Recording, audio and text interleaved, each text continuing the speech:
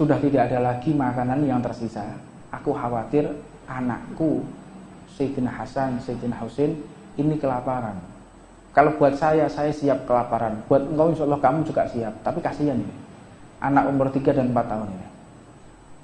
Akhirnya beliau memohon, mungkin ayahmu Sayyidina Muhammad sallallahu alaihi wasallam bisa menolong, bukan untuk aku, bukan untuk dirimu, tapi untuk cucunya Hasan dan Husain. Kondisi ekonominya kayak begitu. Kadang kita ngeluh dengan ekonomi kita. Kita buka kulkas ada makanan, di dapur ada beras. Dosa apa kita ini kadang-kadang masih mengeluh dengan keadaan yang kayak begini. Ini keadaan rumah tangganya Sayyidina Ali dengan Sayyidina Fatimah. Akhirnya sudah tidak ada yang bisa dimakan, khawatir anak-anaknya berusia 3-4 tahun kelaparan, dehidrasi, berbahaya untuk kesehatannya. Beliau menyampaikan, sampaikanlah kepada ayahmu presiden umat Islam seluruh dunia, presidennya seluruh nabi, khairul anbiya'i wal mursalin. Sampaikan, dan nabimu, ayahmu adalah manusia, makhluknya Allah yang paling rahmat yang Allah ciptakan di muka bumi ini. Mengadu ketika perjumpaan Sayyidina Fatimah dengan Rasulullah SAW. Pada saat itu Rasulullah bersama para sahabat. Sebagaimana biasanya ketika Sayyidina Fatimah itu datang, Nabi Muhammad tidak pernah tidak berdiri. Berdiri Rasulullah dan selalu menyambut. Dan selalu dikatakan oleh Rasulullah, raihatul jannah. Mau tahu baunya surga? Sidratul Muntaha. Di atasnya Jannatul Firdaus itu ada Sidratul Muntaha. Ada bau harum yang tidak bisa diperkirakan. Itulah bau harumnya putrinya Rasulullah sallallahu alaihi wasallam. Jadi ketika Rasulullah kangen, ingin mengembalikan kerinduannya, ingin mengobati kerinduannya, ketika berjumpa dengan Allah, biasanya mencium kening Sayyidatina Fatimah, karena kening Sayyidatina Fatimah seperti bau harumnya Sidratul Muntaha. Maka sampaikan, wahai ayahku, aku 2 hari 2 malam dengan suamiku Ali sudah tidak bisa makan, gak makan. Aku meminta kepadamu beberapa butir kurma, bukan untuk istriku Ali, bukan untuk suamiku Ali, bukan untuk diriku, tetapi untuk cucumu Hasan dan Husain. Tersenyum Rasulullah. Berapa hari engkau enggak makan? 2 hari. Ayahmu, seorang nabi, kekasih Allah, sampai hari ini 3 hari 3 malam aku tidak makan apapun. Rasulullah sallallahu alaihi wasallam. Apa yang membuat kita tidak bersyukur atas kondisi kita? Apakah kita pernah seumur hidup ini gak makan 3 hari 3 malam? Pernah kita? Gak pernah insya Allah. Tapi itu dilakukan, dialami oleh baginda Nabi, yang membuat kita bahagia atas ekonomi kita, atas kepemilikan kita, atas fasilitas yang Allah titipkan kepada kita, bukan karena kualitasnya yang bagus, bukan karena kuantitas jumlahnya yang banyak, tetapi terletak kepada rasa syukur kita kepada Allah. Kalau kita bisa bersyukur kepada Allah, maka segala sesuatu yang kita hadapi menjadi nikmat. Sebanyak apapun mobil kita, sebanyak apapun uang kita, sebanyak apapun fasilitas kita, menjadi malapetaka, menjadi dahaga manakala kita tidak bersyukur kepada Allah. Dan azab, ya, azab, siksa yang paling pedih di muka bumi ini manakala Allah sudah mencabut rasa syukur di hati hambanya. Fal-iyadu billah min dzalik. Kalau sudah Allah cabut rasa syukurnya, diambil oleh Allah, engkau akan merasakan pedihnya kehidupan. Pedih, pedih sekali. Nggak bisa tidur.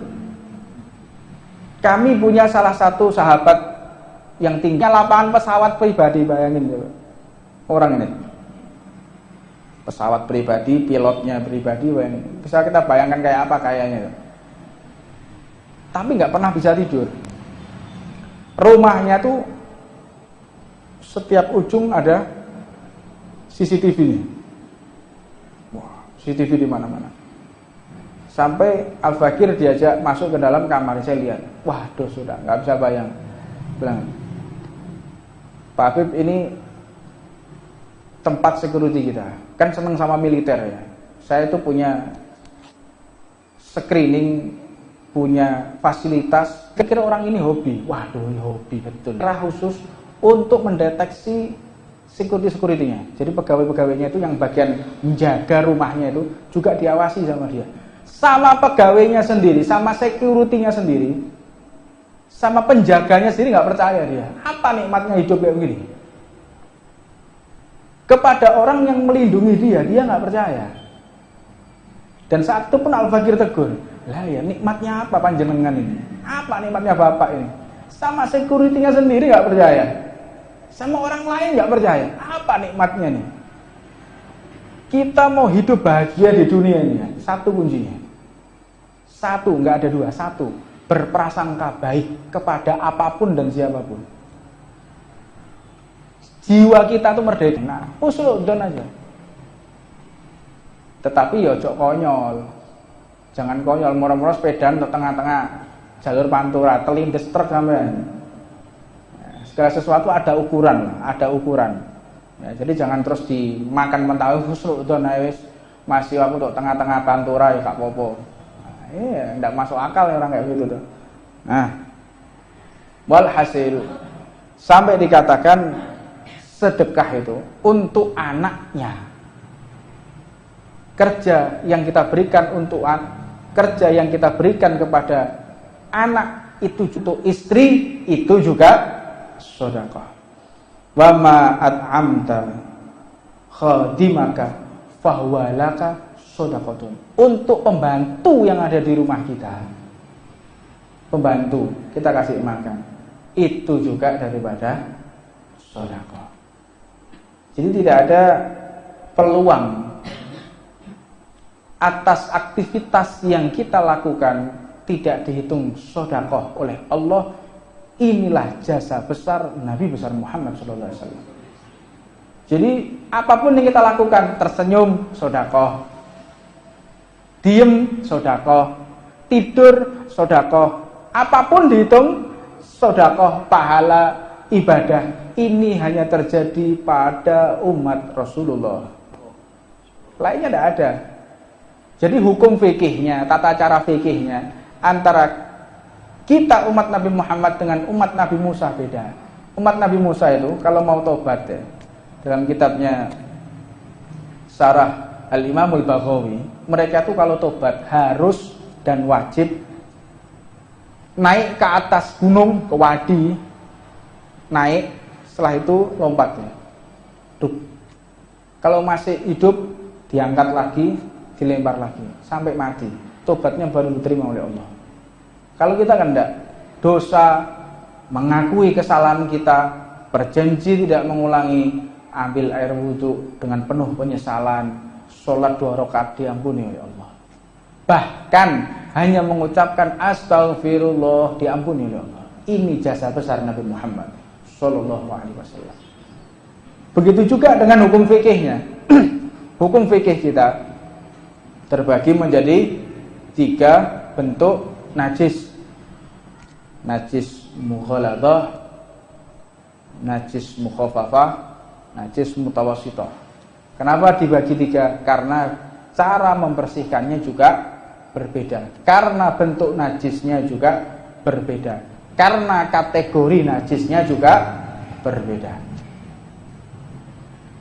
Hukum yang telah diberikan kepada umat Nabi Muhammad, kalau kita terkena pipis, kena pipis kita sendiri, maka dibersihkan sampai tidak ada rasanya, tidak ada warnanya, tidak ada baunya, maka dikatakan suci. Terkena pakaian juga demikian, hilang baunya, hilang rasanya, maka dikatakan suci.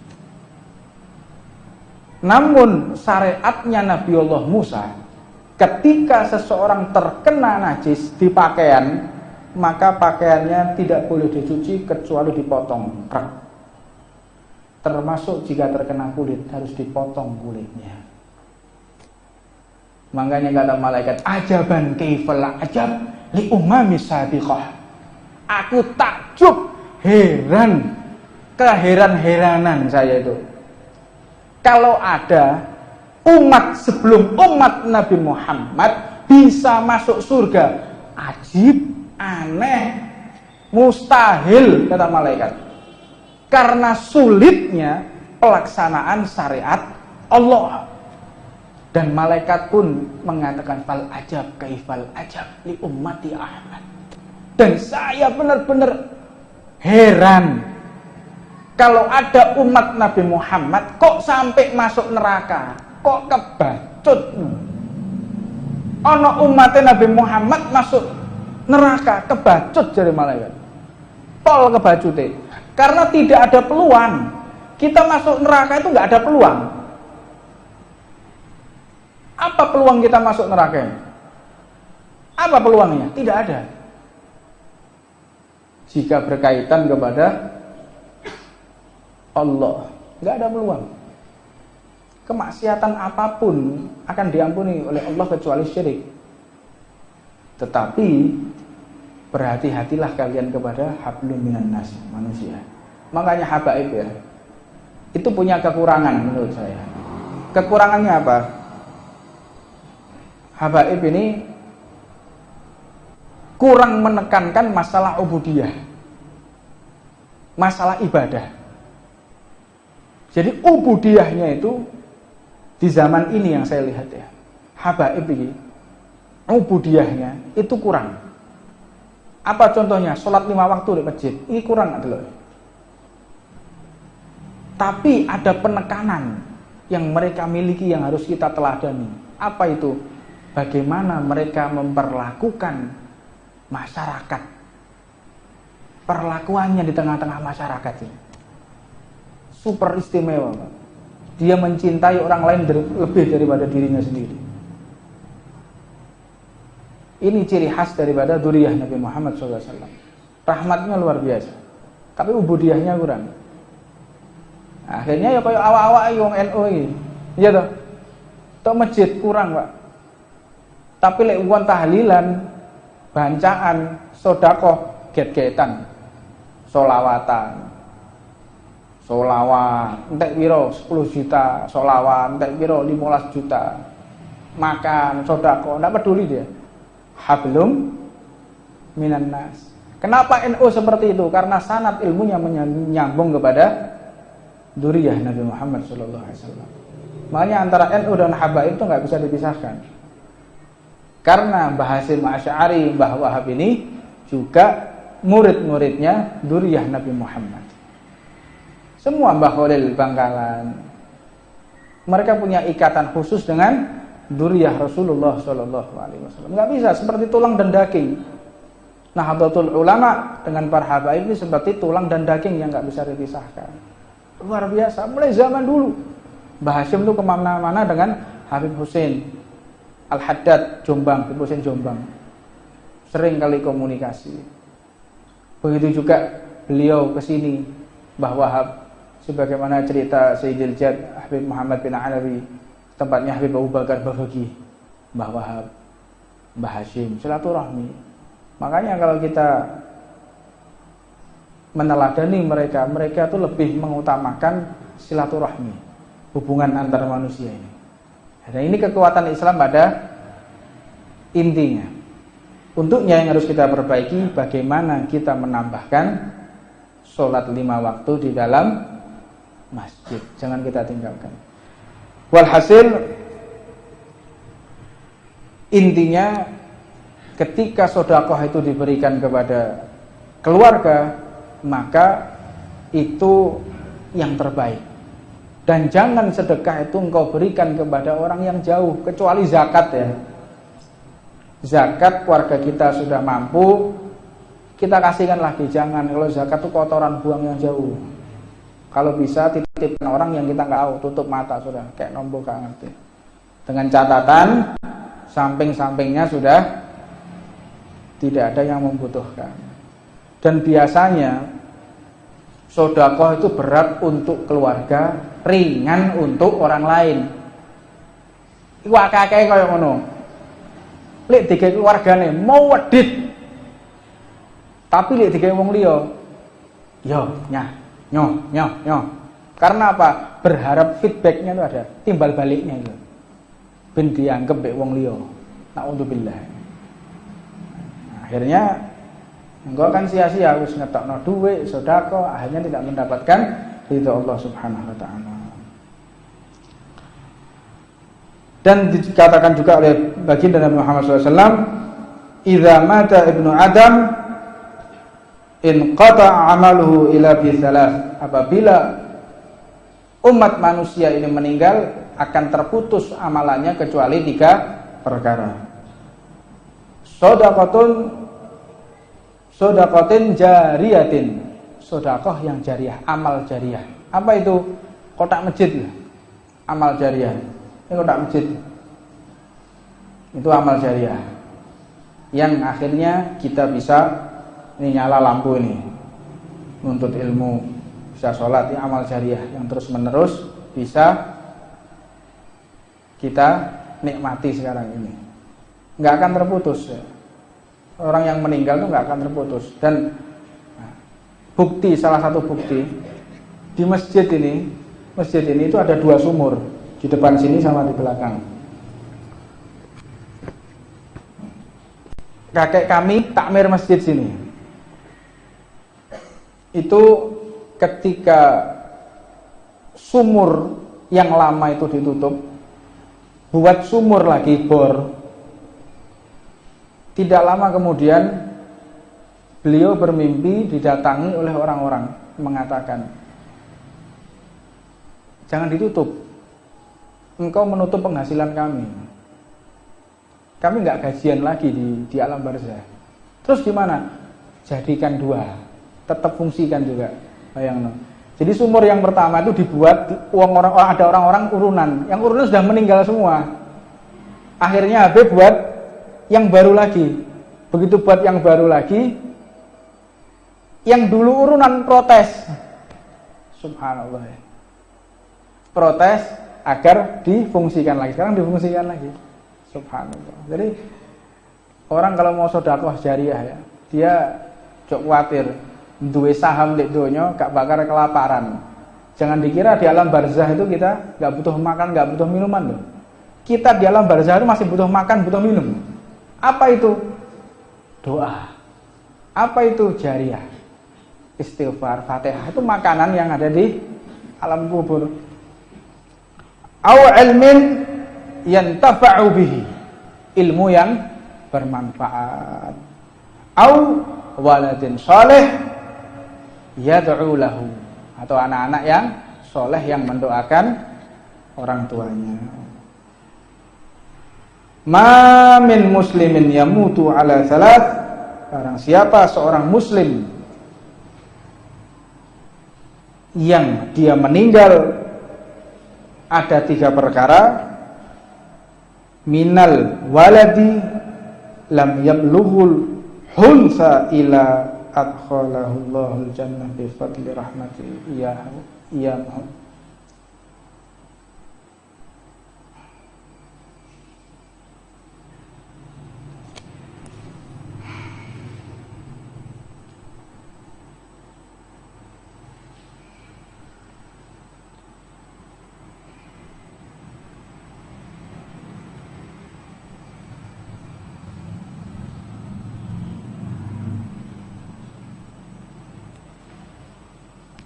Tidaklah seorang muslim dia meninggal dipastikan masuk surga manakala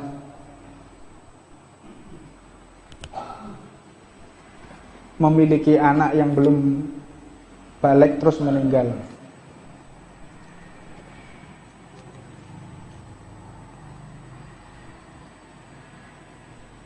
Kalau ada orang punya 3 anak meninggal semuanya, maka dia berhak masuk ke dalam surga. Terus sahabat yang lain mengatakan, faqalat imra'atun wa thanan faqala awithanan. Ada seorang perempuan sahabiah mengatakan, ya Rasulullah, kalau seseorang yang memiliki 2 anak terus meninggal ketika belum balik, bagaimana? Apakah dia masuk surga? Ya, walaupun 2 anak. Terus ada satu orang lagi datang, ya Rasulullah, kalau dia punya anak satu-satunya lalu dia meninggal ketika masih kecil, bagaimana?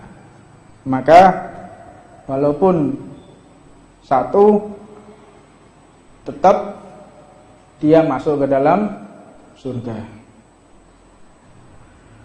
Li'an uqaddima ziqtan ahabbu ilayya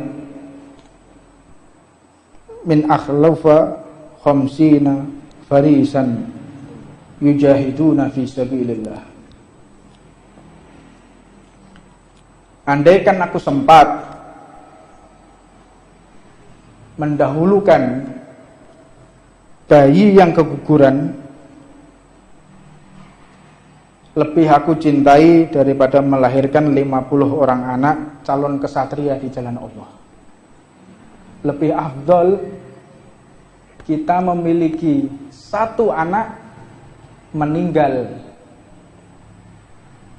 dalam keadaan belum balik daripada memiliki 50 anak semuanya kesatria dan jihad di jalan Allah. Pahalanya ini sebetulnya pernah saya baca sekitar 10-12 tahun yang lalu. Ini pelajaran buat kita. Kalau baca hadis itu saya hati-hati. Saya menyampaikan, oleh aku gak bakal ngelewati iki, Pak. Sekelas aku ini mampu, gak mungkin Allah Ta'ala memberikan saya jalan seperti itu. Bayang kayak apa penderitaannya. Punya anak meninggal masih kecil itu menderita sekali, sangat menderita, karena balasannya sampai seperti itu. Oleh aku mungkin. Makanya hati-hati belajar hadis. Nah, akhirnya saya ngalami. Jadi jangan sampai kita ketika belajar hadis itu tidak membersihkan hati terlebih dahulu. Bersihkan dulu hati kita, baru membaca hadis Nabi Muhammad SAW. Ini yang bisa saya sampaikan. Mohon Fatihah dari Habibana. Amin. Amin. Amin. Amin.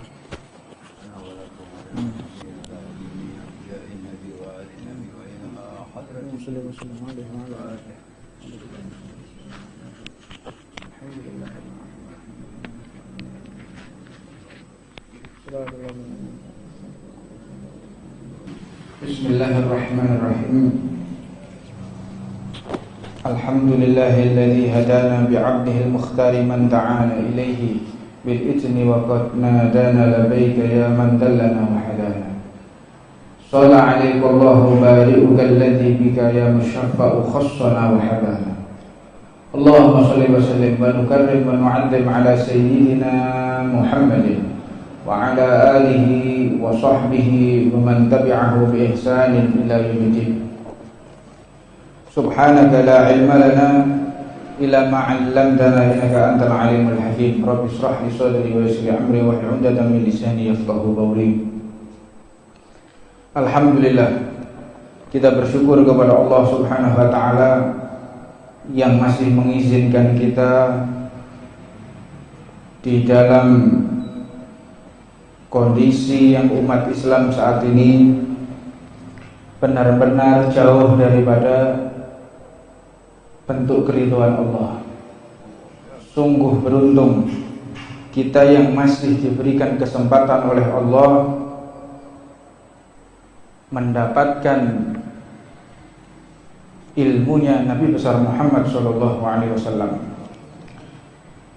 Dan alhamdulillah, penting antum ketahui yang kemarin Al-Fakir ceritakan, Al-Habib Thahir Al-Hamid. Ini beliau Habib Alwi, putra daripada Al-Habib Thahir Al-Hamid. Sebagaimana yang saya ceritakan kemarin, waktu itu Habib Jamal pertama kali buka pondok pesantren. Al-Fakir murid pertama. Beliau banyak bertanya, mengambil hikmah daripada Al-Habib Thahir Al-Hamid, nafa'anullah bihi bi'ulumi. Maka kita lebih beruntung lagi langsung berjumpa dengan darah daging beliau di hadapan kita, Al-Habib Abdi bin Thahir Al-Hamid. Mudah-mudahan beliau diberikan panjang umur dan sehat walafiat. Penting kita pahami bersama bahwa sanad ilmu itu penting. Sebab dengan tanpa sanad, hanya belajar metodologi, hanya belajar manhaj, hanya belajar teori, maka kita tidak akan pernah mendapatkan keberkahan. Orang alim itu banyak, tetapi yang berkah itu sedikit. Apa sebab? Kurangnya kekuatan sanad ilmu yang dimiliki. Manakala kita menimba ilmu kepada guru yang memiliki sanad mulia, maka ilmu tersebut menjadi berkah, mudah untuk diaplikasikan, dan yang paling penting di dalam ilmu itu adalah akhlak yang baik, sopan santun. Itu nggak ada itu dipelajari di kitab manapun, itu tidak ada. Akhlak, sopan santun kepada orang tua, sopan santun kepada anak kecil, hanya teori. Ada teori caranya begini, tapi pengaplikasian sulit karena kita nggak melihat langsung. Jadi kalau kita mau belajar tentang masalah uraian di dalam pemahaman ilmu, banyak di Google. Robot-robot guru itu banyak. Robot edukasi, mechanical education. Jadi mekanik, alat-alat edukasi, belajar bahasa Inggris, bahasa Mandarin, bahasa Arab, bisa kalian. Tapi tidak mendapatkan kausa daripada ilmu. Sebab ilmu itu harus diiringi dengan rahmat dan ridho Allah. Dan menggapai rahmat dan ridho Allah itu tidak mudah. Banyak orang yang memiliki ilmu tetapi tidak bersanad, akhirnya ilmu tersebut mencelakai dirinya dan orang lain. Contoh, di luar ilmu agama, ilmu farmasi, masalah obat-obatan, farmasi, jika diiringi dengan akhlak yang baik, sopan santun yang baik, rahmat dan ridho Allah, maka bisa menyembuhkan banyak orang. Obat untuk anestesi, untuk bius, obat untuk orang yang terkena penyakit jiwa, dia depresi, maka obat tersebut akan menjadikan ridho Allah. Tapi kalau sudah farmasi tadi, tidak diiringi dengan kekuatan iman dan ridho kepada Allah, akhirnya apa? Berkembang jadi narkoba, berkembang jadi obat koplo. Akhirnya apa? Mencelakai dirinya dan mencelakai orang lain. Bom atom, ilmu bom atom. Bom atom di tangan orang yang tepat, memiliki rahmat ridho Allah, maka menjadi kemudahan buat kita. Misal dulu ketika kita dari mahbas jin, ya, mahbas jin, insyaallah antum semua bisa menginjakkan kaki di tanah suci dan bisa berziarah ke makam Rasulullah dan bisa langsung melihat Ka'bah. Dulu tahun 90-an orang kalau mau ke Mekah, ya, ke Masjidil Haram, orang-orang Indonesia dari dulu tempatnya di mahbas jin. Itu kalau zaman dahulu, wah muternya jauh, sekarang lurus. Kenapa? Dibom. Gunungnya dibom. Jadi lorong, akhirnya tinggal jalan kaki. Kemudahan. Tapi jika bom atom ini di tangan yang salah, akhirnya apa? Mencelakai dirinya dan mencelakai orang lain. Tidak terkecuali ilmu agama. Tidak terkecuali kalau ilmu agama pun manakala di tangan yang salah akan mencelakai dirinya dan mencelakai orang lain. Nah, untuknya sebelum kita banyak-banyak diskusi, banyak-banyak membahas tentang masalah ilmu agama, fikih, tafakuh fiddin, hendaknya kita belajar akhlak, sopan santun. Ini yang paling utama. Al-akhlaq fawqul ilm. Namanya sopan santun, akhlak, etika, tata krama, ini lebih daripada ilmu. Dan ilmu itu akan datang. Jangan khawatir kita. Kalau sudah kita belajar akhlak, sopan santun, insya Allah Allah akan menyediakan ilmu-ilmu yang Allah sembunyikan. Bahkan kita akan mengerti ilmu yang tanpa kita belajar dengan ilmu laduni. Nah, ilmu laduni juga demikian. Nggak ada ilmu laduni itu orang yang tanpa belajar dapat ilmu laduni. Nggak bisa juga. Belajar dulu nahwu, balaghah, syair, fikih, tafsir. Nah, baru datang ilmu laduni. Hanya zikir aja, zikir. Sopan, zikir, nggak belajar, berharap ilmu laduni. Nggak mungkin juga.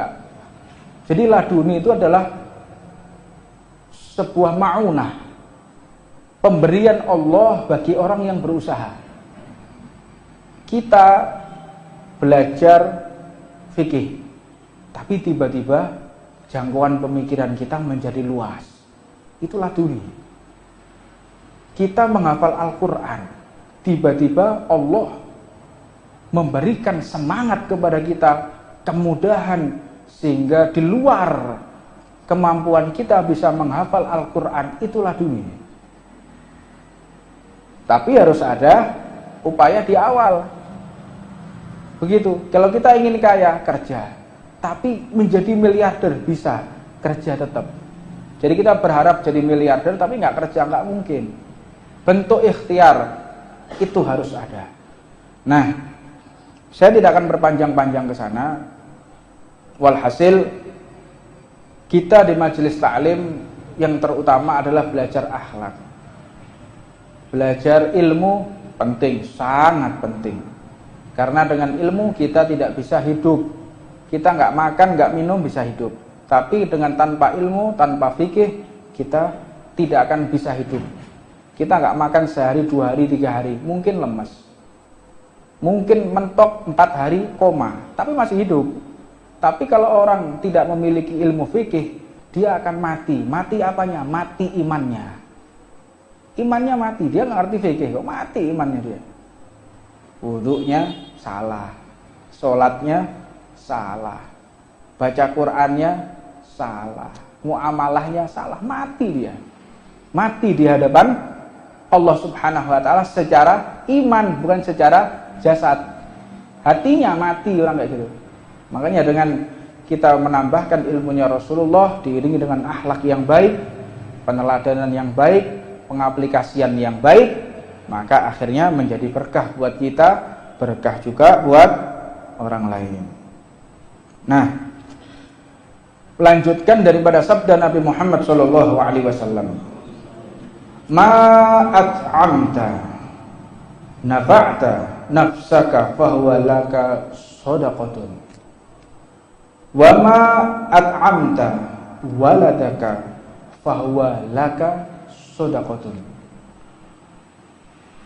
Makanan yang kita cari, kita upayakan untuk menafkahi keluarga, itu adalah sedekah. Dan sedekah yang paling diterima oleh Allah yaitu sedekah yang halal, yang kita berikan kepada orang yang paling dekat kepada kita. Siapa dia? Yang pertama adalah orang yang menjadi tanggung jawab kita di rumah. Itu pertama kali. harus kita berikan kebahagiaan kepada orang yang ada di dalam rumah. Sedekah itu. Tetapi kelasnya aulia, kelasnya sahabat enggak demikian hadirin. Sayyidina Husain, Sayyidina Hasan pada masa itu masih berusia 2 dan 3 tahun. Usia beliau terpaut 1 tahun antara Sayyidina Hasan dengan Sayyidina Husain. Ketika Sayyidatina Fatimah dengan Sayyidina Ali bin Abi Thalib, beliau di malam Idul Fitri tiba-tiba ada kunjungan orang dari musafir, saya belum makan. Ini makanan sudah ada di meja makan. Ada musafir, orang dari luar kota yang belum makan lagi kelaparan, dikasih tuh. Disisakan 2 butir kurma, yang satu untuk Sayyidina Hasan dan yang satu lagi untuk Sayyidina Husain. Sisanya diserahkan kepada orang musafir tadi. Besoknya beliau berpuasa, sudah nggak makan malam, besoknya berpuasa. Berpuasa, tidak makan, tidak minum, bukan berpuasa artinya besoknya puasa, tidak berpuasa, tidak makan, tidak, karena besoknya adalah Idul Fitri, haram. Puasa Idul Fitri, Idul Adha, ayam mutasyrik haram. Beliau saya katakan berpuasa itu bukan berpuasa sebagaimana puasa, yaitu tidak makan. Tidak makan sampai malam harinya. Malam harinya dapat rezeki. Ketika mau makan datang lagi fuqara orang fakir. Akhirnya gimana? Disisakan satu untuk Sayyidina Hasan, satu untuk Sayyidina Husain. Beliau, Sayyidina Ali dan Sayyidina Fatimah tidak makan apapun. Ini sekelas sahabat ya. Saya ceritakan ini tujuannya agar kita tahu betapa jauhnya kita dengan mereka. Jadi tujuan diceritakan hikmah ini agar kita tahu dan jangan pede dengan apa yang sudah kita perbuat di dunia. Enggak jauh kita daripada keridhaan Allah Subhanahu wa taala. Jauh, enggak kelasnya.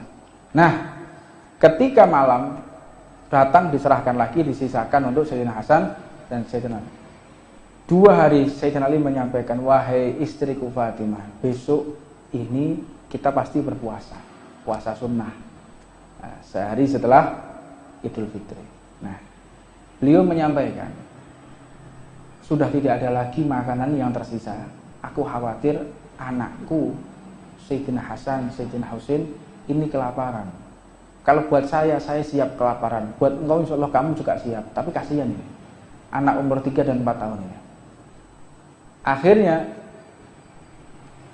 beliau memohon, mungkin ayahmu Sayyidina Muhammad sallallahu alaihi wasallam bisa menolong, bukan untuk aku, bukan untuk dirimu, tapi untuk cucunya Hasan dan Husain.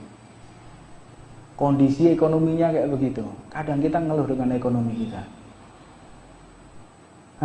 Kita buka kulkas ada makanan, di dapur ada beras.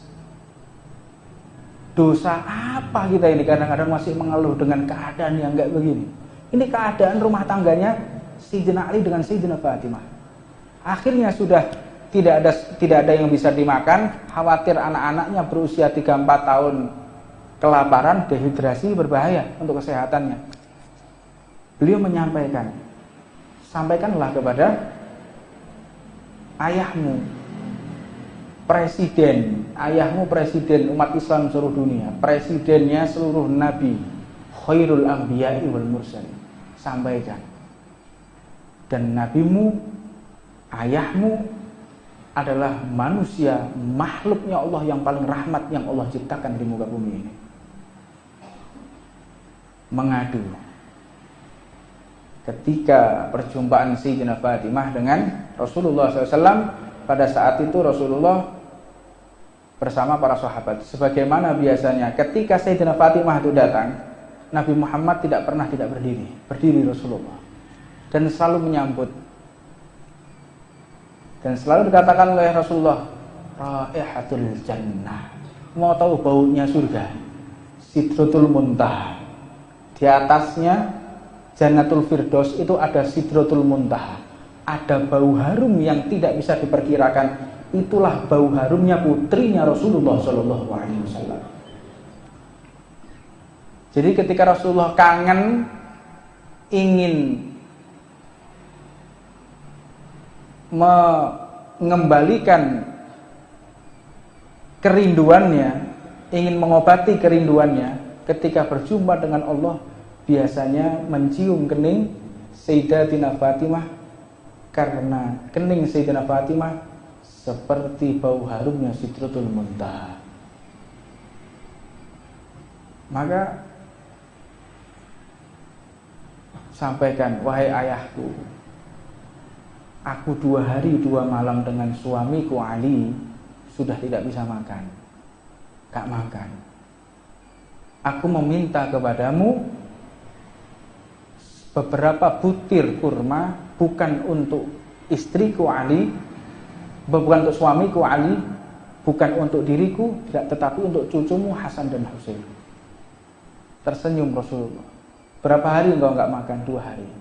Ayahmu, seorang nabi, kekasih Allah, sampai hari ini 3 hari 3 malam aku tidak makan apapun. Rasulullah Shallallahu Alaihi Wasallam. Apa yang membuat kita tidak bersyukur atas kondisi kita? Apakah kita pernah seumur hidup ini nggak makan 3 hari 3 malam? Pernah kita? Nggak pernah, insya Allah. Tapi itu dilakukan, dialami oleh baginda Nabi, yang membuat kita bahagia atas ekonomi kita, atas kepemilikan kita, atas fasilitas yang Allah titipkan kepada kita, bukan karena kualitasnya yang bagus, bukan karena kuantitas jumlahnya yang banyak, tetapi terletak kepada rasa syukur kita kepada Allah. Kalau kita bisa bersyukur kepada Allah, maka segala sesuatu yang kita hadapi menjadi nikmat. Sebanyak apapun mobil kita, sebanyak apapun uang kita, sebanyak apapun fasilitas kita, menjadi malapetaka, menjadi dahaga manakala kita tidak bersyukur kepada Allah. Dan azab, azab, siksa yang paling pedih di muka bumi ini manakala Allah sudah mencabut rasa syukur di hati hambanya. Fan iyadu billah min dzalik. Kalau sudah Allah cabut rasa syukurnya, diambil oleh Allah, engkau akan merasakan pedihnya kehidupan.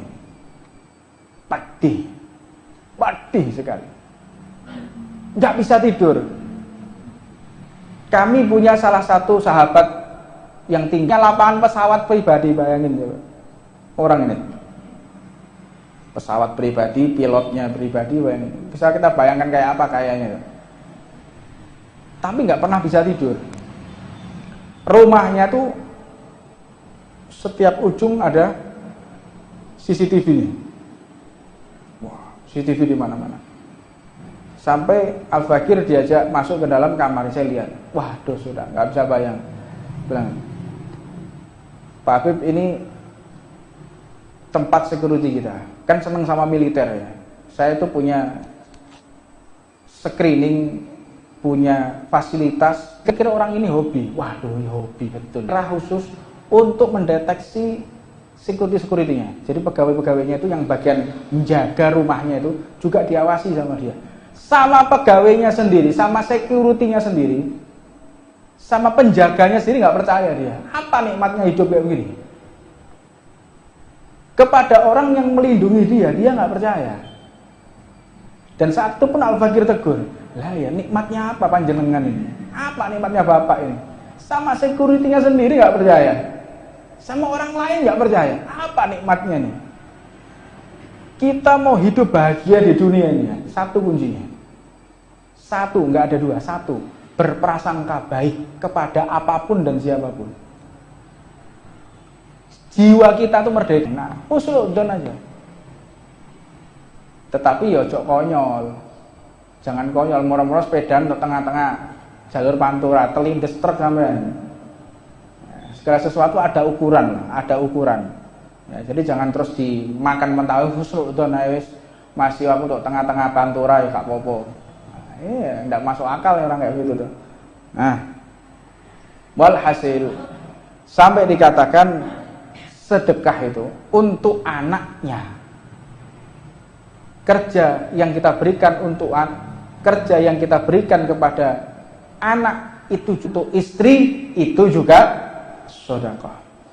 Wa ma at'amta khadimaka fahuwa laka shadaqatun. Untuk pembantu yang ada di rumah kita, pembantu kita kasih makan, itu juga daripada sedekah. Jadi tidak ada peluang atas aktivitas yang kita lakukan tidak dihitung sedekah oleh Allah. Inilah jasa besar Nabi besar Muhammad SAW. Jadi apapun yang kita lakukan, tersenyum sedekah, diem sedekah, tidur sedekah, apapun dihitung sedekah, pahala, ibadah. Ini hanya terjadi pada umat Rasulullah. Lainnya tidak ada. Jadi hukum fikihnya, tata cara fikihnya antara kita umat Nabi Muhammad dengan umat Nabi Musa beda. Umat Nabi Musa itu kalau mau tobat ya, dalam kitabnya Syarah Al-Imamul Baghawi, mereka tuh kalau tobat harus dan wajib naik ke atas gunung, ke wadi, naik, setelah itu lompat ya. Kalau masih hidup diangkat lagi, dilempar lagi sampai mati. Tobatnya baru diterima oleh Allah. Kalau kita kan enggak, dosa, mengakui kesalahan kita, berjanji tidak mengulangi, ambil air wudhu dengan penuh penyesalan, sholat 2 rakaat diampuni oleh Allah. Bahkan hanya mengucapkan astagfirullah diampuni oleh Allah. Ini jasa besar Nabi Muhammad Sallallahu Alaihi Wasallam. Begitu juga dengan hukum fikihnya. Hukum fikih kita terbagi menjadi 3 bentuk najis. Najis mughaladah, najis mukhafafah, najis mutawassithah. Kenapa dibagi 3? Karena cara membersihkannya juga berbeda. Karena bentuk najisnya juga berbeda. Karena kategori najisnya juga berbeda. Hukum yang telah diberikan kepada umat Nabi Muhammad, kalau kita terkena pipis, kena pipis kita sendiri, maka dibersihkan sampai tidak ada rasanya, tidak ada warnanya, tidak ada baunya, maka dikatakan suci. Terkena pakaian juga demikian, hilang baunya, hilang rasanya, maka dikatakan suci. Namun syariatnya Nabi Allah Musa, ketika seseorang terkena najis di pakaian, maka pakaiannya tidak boleh dicuci kecuali dipotong. Termasuk jika terkena kulit, harus dipotong kulitnya. Makanya kata malaikat, ajaban kaifal ajab li umami sabiqah. Aku takjub, heran, keheran-heranan saya itu. Kalau ada umat sebelum umat Nabi Muhammad bisa masuk surga, ajib, aneh, mustahil kata malaikat. Karena sulitnya pelaksanaan syariat Allah. Dan malaikat pun mengatakan fal ajab kaifal ajab li ummati Ahmad. Dan saya benar-benar heran, Kalau ada umat Nabi Muhammad kok sampai masuk neraka, kok kebacut. Ono umatnya Nabi Muhammad masuk neraka, kebacut dari malaikat. Pol kebacute. Karena tidak ada peluang. Kita masuk neraka itu nggak ada peluang. Apa peluang kita masuk neraka? Apa peluangnya? Tidak ada. Jika berkaitan kepada Allah, nggak ada peluang. Kemaksiatan apapun akan diampuni oleh Allah kecuali syirik. Tetapi berhati-hatilah kalian kepada hablum minan nas, manusia. Makanya habaib ya, itu punya kekurangan menurut saya. Kekurangannya apa? Habaib ini kurang menekankan masalah ubudiyah, masalah ibadah. Jadi ubudiyahnya itu di zaman ini yang saya lihat ya, habaib ini ubudiyahnya itu kurang. Apa contohnya? Sholat 5 waktu di masjid, ini kurang adalah. Tapi ada penekanan yang mereka miliki yang harus kita teladani. Apa itu? Bagaimana mereka memperlakukan masyarakat, perlakuannya di tengah-tengah masyarakat ini super istimewa. Dia mencintai orang lain lebih daripada dirinya sendiri. Ini ciri khas daripada dzurriyyah Nabi Muhammad SAW. Rahmatnya luar biasa, tapi ubudiyahnya kurang. Akhirnya ya kayak awak-awak yang NU ini, iya toh, tok masjid kurang pak. Tapi lek wong tahlilan, bancaan, sedekah, get-getan, solawatan, entek piro 10 juta, solawat entek piro 15 juta, makan, sedekah, enggak peduli dia. Hablum minan nas. Kenapa NU seperti itu? Karena sanad ilmunya menyambung kepada dzurriyyah Nabi Muhammad SAW. Makanya antara NU dan habaib itu nggak bisa dipisahkan. Karena Mbah Hasyim Asy'ari, Mbah Wahab ini juga murid-muridnya dzurriyyah Nabi Muhammad. Semua Mbah Khalil Bangkalan, mereka punya ikatan khusus dengan dzurriyyah Rasulullah SAW. Nggak bisa seperti tulang dan daging. Nahdlatul Ulama dengan para habaib ini seperti tulang dan daging yang nggak bisa dipisahkan. Luar biasa. Mulai zaman dulu Mbah Hasyim itu kemana-mana dengan Habib Husain Al-Haddad Jombang, Habib Husain Jombang. Sering kali komunikasi. Begitu juga beliau ke sini Mbah Wahab, sebagaimana cerita Sayyidil Jad Habib Muhammad bin Alawi, tempatnya Habib Abu Bakar Bafaqih, Mbah Wahab, Mbah Hasyim, silaturahmi. Makanya kalau kita meneladani mereka, mereka itu lebih mengutamakan silaturahmi, hubungan antar manusia ini. Dan ini kekuatan Islam pada intinya. Untuknya yang harus kita perbaiki, bagaimana kita menambahkan sholat 5 waktu di dalam masjid. Jangan kita tinggalkan. Walhasil intinya ketika sedekah itu diberikan kepada keluarga, maka itu yang terbaik.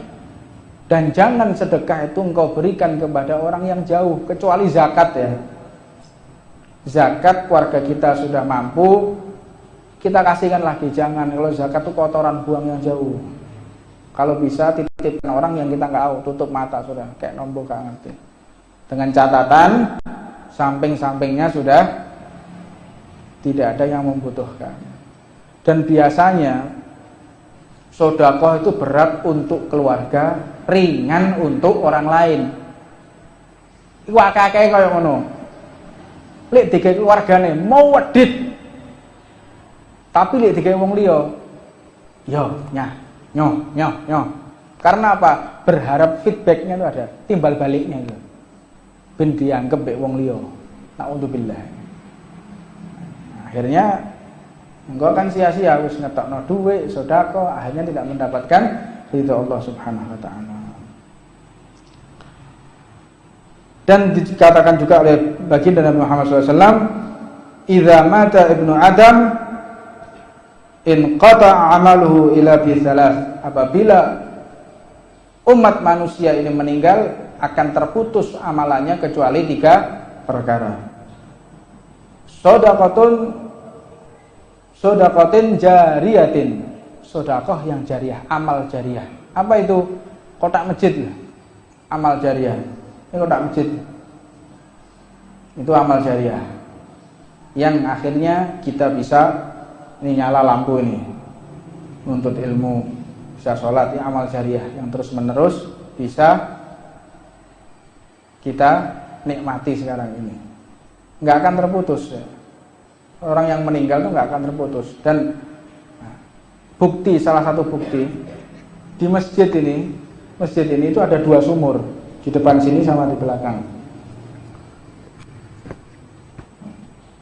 Kakek kami takmir masjid sini. Itu ketika sumur yang lama itu ditutup, buat sumur lagi, bor. Tidak lama kemudian beliau bermimpi didatangi oleh orang-orang mengatakan, jangan ditutup, engkau menutup penghasilan kami. Kami nggak gajian lagi di alam barzah. Terus gimana? Jadikan 2, tetap fungsikan juga. Bayangno. Jadi sumur yang pertama itu dibuat ada orang-orang urunan, yang urunan sudah meninggal semua. Akhirnya Habib buat yang baru lagi. Begitu buat yang baru lagi, yang dulu urunan protes. Subhanallah ya. Protes agar difungsikan lagi. Sekarang difungsikan lagi. Subhanallah. Jadi orang kalau mau sedekah jariah ya, dia cok khawatir duwe saham di donya gak bakar kelaparan.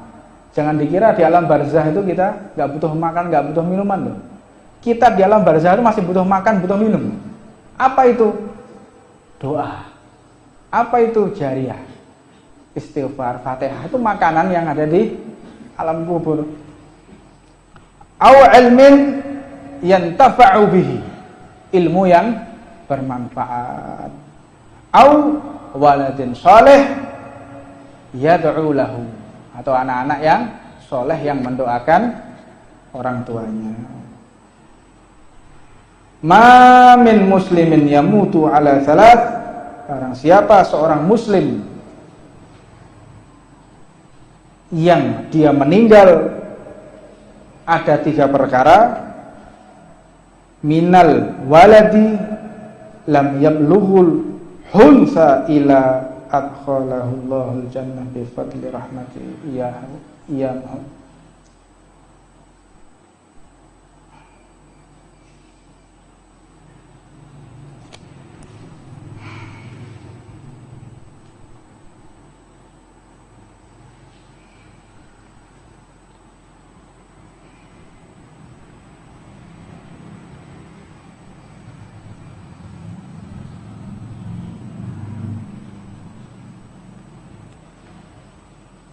Tidaklah seorang muslim dia meninggal dipastikan masuk surga manakala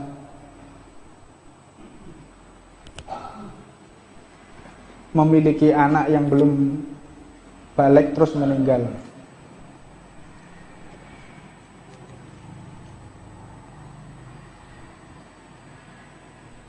Kalau ada orang punya 3 anak, meninggal semuanya, maka dia berhak masuk ke dalam surga. Terus sahabat yang lain mengatakan, faqalat imra'atun wa thanan, faqala awithanan. Ada seorang perempuan sahabiah mengatakan, ya Rasulullah, kalau seseorang yang memiliki 2 anak terus meninggal ketika belum balik, bagaimana? Apakah dia masuk surga? Ya, walaupun 2 anak. Terus ada 1 orang lagi datang, ya Rasulullah, kalau dia punya anak satu-satunya, lalu dia meninggal ketika masih kecil, bagaimana? Maka walaupun 1, tetap dia masuk ke dalam surga. li'an uqaddima sirtan ahabbu ilayya min akhlafa khamsina farisan yujahiduna fi sabilillah. Andaikan aku sempat mendahulukan bayi yang keguguran, lebih aku cintai daripada melahirkan 50 orang anak calon kesatria di jalan Allah. Lebih afdol kita memiliki satu anak meninggal dalam keadaan belum balik daripada memiliki 50 anak semuanya kesatria dan jihad di jalan Allah. Pahalanya ini sebetulnya pernah saya baca sekitar 10-12 tahun yang lalu. Ini pelajaran buat kita. Kalau baca hadis itu saya hati-hati. Saya menyampaikan, oleh aku gak bakal ngelewati iki, Pak. Sekelas aku ini mampu, gak mungkin Allah Ta'ala memberikan saya jalan seperti itu. Bayang no, kayak apa penderitaannya. Punya anak meninggal masih kecil itu menderita sekali, sangat menderita, karena balasannya sampai seperti itu. Oleh aku mungkin. Makanya hati-hati belajar hadis. Nah, akhirnya saya ngalami. Jadi jangan sampai kita ketika belajar hadis itu tidak membersihkan hati terlebih dahulu. Bersihkan dulu hati kita, baru membaca hadis Nabi Muhammad SAW. Ini yang bisa saya sampaikan. Mohon Fatihah dari Habibana. Amin. Amin. Amin. Amin.